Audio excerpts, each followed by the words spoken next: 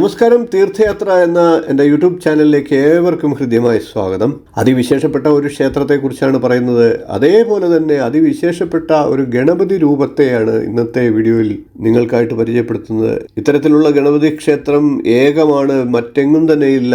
അത്യപൂർവമായി അനുഗ്രഹം ചൊരിയുന്ന ഗണപതിയെയും ഈ ക്ഷേത്രത്തെയും നമുക്കൊന്ന് പരിചയപ്പെടാം. ഗണപതിയും ഹനുമാനും ഒന്നിച്ചു ചേർന്നിട്ടുള്ള ആദ്യന്ത പ്രഭു എന്ന് വിളിക്കപ്പെടുന്ന ആദിസ്വരൂപത്തെയാണ് ഈ ക്ഷേത്രത്തിൽ പ്രതിഷ്ഠിച്ചിട്ടുള്ളത്. ഗണപതിയും ഹനുമാനും ഒന്നിച്ചുള്ള ഏകരൂപത്തെ നാം ആദ്യന്ത പ്രഭു എന്ന് വിശേഷിപ്പിക്കുന്നു. ആദിയും അന്തവും എന്നാണ് അതിൻ്റെ അർത്ഥം. ആദി എന്നാൽ ആദ്യത്തേത് എന്ന് പൊരുളുണ്ട്.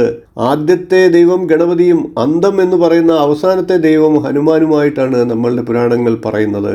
ഗണപതിയെ വണങ്ങി ഒരു പ്രവൃത്തി തുടങ്ങിയാൽ ഹനുമാൻ അത് വിജയകരമായി പൂർത്തിയാക്കി തരുന്നു. അതുകൊണ്ട് തന്നെ ഗണപതിയും ഹനുമാനും ചേർന്ന ആദ്യന്ത പ്രഭുവിനെ വണങ്ങിയാൽ ഏത് പ്രവൃത്തിയിലും വിജയം നിങ്ങൾക്ക് സുനിശ്ചിതമാണ്. ഒരു പകുതി ഗണപതിയും മറുപകുതി ഹനുമാനും കൂടി ചേർന്നതാണ് ആദ്യന്ത പ്രഭുവിന്റെ രൂപം. ബ്രഹ്മചര്യ വ്രതം അനുഷ്ഠിക്കുന്ന ഇവർ ഈ രണ്ട് ബ്രഹ്മചാരികളും ഒന്നിച്ചുള്ള രൂപത്തെ തങ്ങളുടെ ഇഷ്ടദൈവമായി വണങ്ങിപ്പോരുന്നു. ഹനുമാനാകട്ടെ ശിവഭഗവാന്റെ അംശാവതാരമാണ്.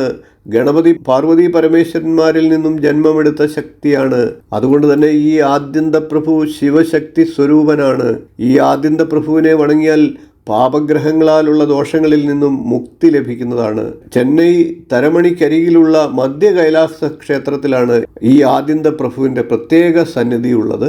എല്ലാവർക്കും ആദ്യന്ത പ്രഭുവിന്റെ അനുഗ്രഹം ഉണ്ടാകട്ടെ എന്ന് പ്രാർത്ഥിച്ചുകൊണ്ട് ഇന്നത്തെ വീഡിയോ നിർത്തുന്നു. വീഡിയോ ഇഷ്ടപ്പെട്ടുവെങ്കിൽ ഒന്ന് ലൈക്ക് ചെയ്യുക, ഷെയർ ചെയ്യുക, ചാനൽ ഒന്ന് സബ്സ്ക്രൈബ് ചെയ്യുക. നിങ്ങളുടെ അഭിപ്രായം കമൻ്റായിട്ട് അറിയിക്കുക. ഇനിയും ഇതുപോലുള്ള ക്ഷേത്രവിശേഷങ്ങളുമായി നമുക്ക് വീണ്ടും കാണാം.